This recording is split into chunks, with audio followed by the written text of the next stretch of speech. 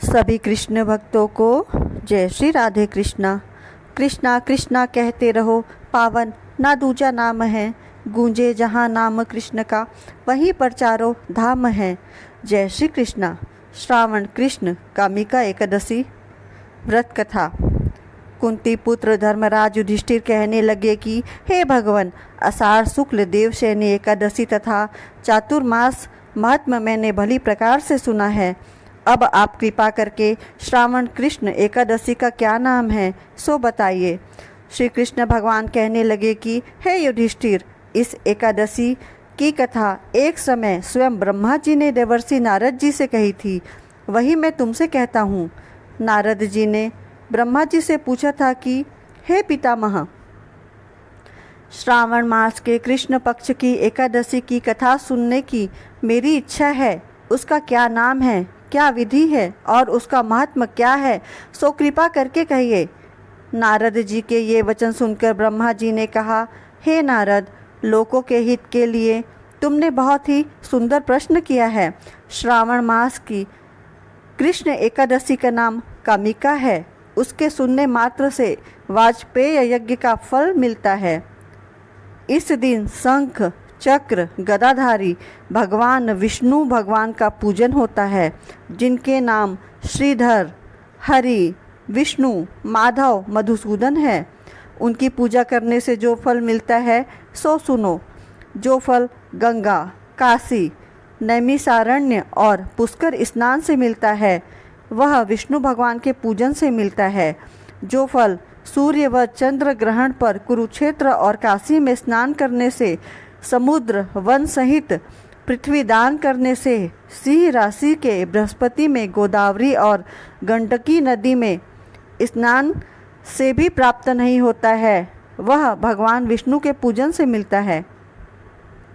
जो मनुष्य श्रावण में भगवान का पूजन करते हैं, उनसे देवता, गंधर्व और सूर्य आदि सब पूजित हो जाते हैं। अतः पापों से डरने वाले मनुष्यों को कामिका एकादशी का व्रत और विष्णु भगवान का पूजन अवश्य ही करना चाहिए। पाप रूपी कीचड़ में फंसे हुए और संसार रूपी समुद्र में डूबे मनुष्यों के लिए इस एकादशी का व्रत और भगवान विष्णु का पूजन अत्यंत आवश्यक है। इससे बढ़कर पापों के नाश का कोई उपाय नहीं है। हे नारद, स्वयं भगवान ने यही कहा है कि कामिका व्रत से जीव कुयोनि को प्राप्त नहीं होता। जो मनुष्य इस एकादशी के दिन भक्ति पूर्वक तुलसी दल भगवान विष्णु को अर्पण करते हैं, वे इस संसार के समस्त पापों से दूर रहते हैं। विष्णु भगवान रत्न, मोती, मणि तथा आभूषण आदि से इतने प्रसन्न नहीं होते जितने तुलसी दल से। तुलसी दल पूजन का फल 4 भार चांदी और 1 भार स्वर्ण दान के बराबर होता है। हे नारद, मैं स्वयं भगवान की अति प्रिय तुलसी को सदैव नमस्कार करता हूँ। तुलसी के पौधे को सींचने से मनुष्य की सब यातनाएं नष्ट हो जाती है। दर्शन मात्र से सब पाप नष्ट हो जाते हैं और स्पर्श से मनुष्य पवित्र हो जाता है। कामिका एकादशी की रात्रि को दीपदान तथा जागरण के फल का महात्म चित्रगुप्त भी नहीं कह सकते। जो इस एकादशी की रात्रि को भगवान के मंदिर में दीपक जलाते हैं, उनके पितर स्वर्गलोक में अमृत पान करते हैं तथा जो घी या तेल का दीपक जलाते हैं, वे 100 करोड़ दीपकों से प्रकाशित होकर सूर्यलोक को जाते हैं।